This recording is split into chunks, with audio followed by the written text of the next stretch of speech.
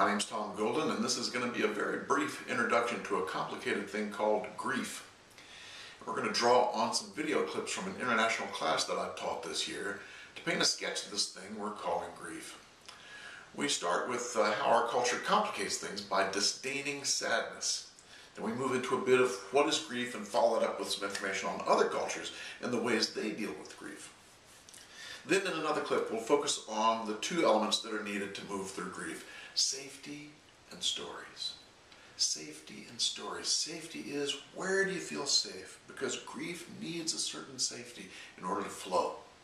And the next is, how do you tell your story? Once you find that safety, how is it that you manifest that story and get it out? How do you tell it? And there's tremendous variability in both of these things, so much so that it's very important that we probably focus on what we are grieving and never compare it to somebody else, because someone else's way is going to be very different. And of course the human tendency is to believe that everyone else should do it like we do, and that's a trap because of this huge variability. And if you watch, I think you'll get a sense of why that is.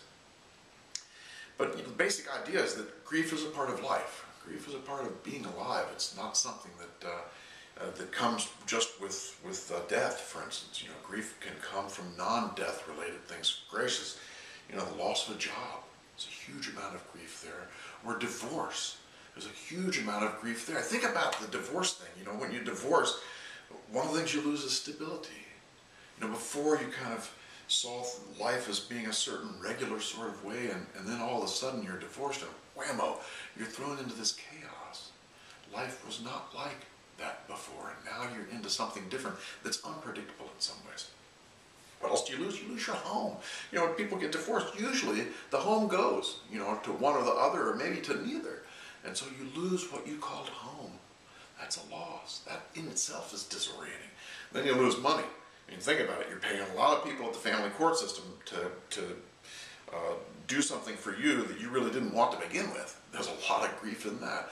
A lot of grief in being bossed around by a court system that is telling you what to do with your children. There's grief in that too. The other thing is, a lot of times, when we get divorced, we feel a sense of failure, like we haven't done it right. There's something wrong with us. So that's yet another loss. Of course, we lose our family, and importantly, we lose our children. When we don't get as much time with our kids, when we're cut off from them, or worse yet, if we're falsely accused of something and we don't get custody at all, we're cut off from our kids. This is a huge, huge loss. It's a big loss for men, and probably one of the reasons why men are 10 times more likely to suicide after divorce than women. Isn't that fascinating? And maybe you'll learn more about why that is as we go along. The other thing you lose is you lose your dreams. When we get married, we have these dreams about the way things will be. And they get scrubbed, flushed right down the toilet. Those dreams are not gone. So think of all the losses that are in divorce. Think of all the losses that are involved in just being alive. So it's important for us to know about this thing called grief and to be able to move it through us in the best way that we can. And remember, we're in a culture that for years and years and years thought that the only way you grieve is through crying and talking.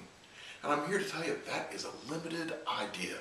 Very limited, because there are a good-sized group of people who definitely grieve like that. But there's also a big-sized group of people who don't grieve like that at all. You'll be learning, even in this introduction, about some people. I think we talk about Eric Clapton a bit, the way he grieved, and you'll see how he didn't go to a support group.